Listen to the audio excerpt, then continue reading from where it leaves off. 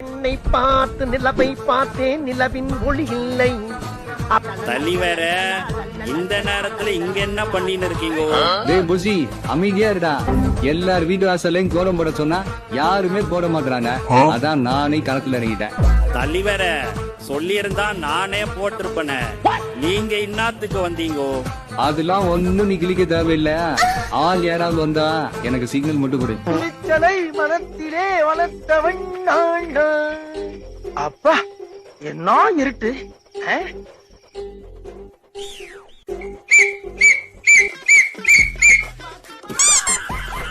தலைவர ஓடுங்க ஓடுங்க. அட பாவி புசி, இப்படி மாட்டிக்கிட்டியடா.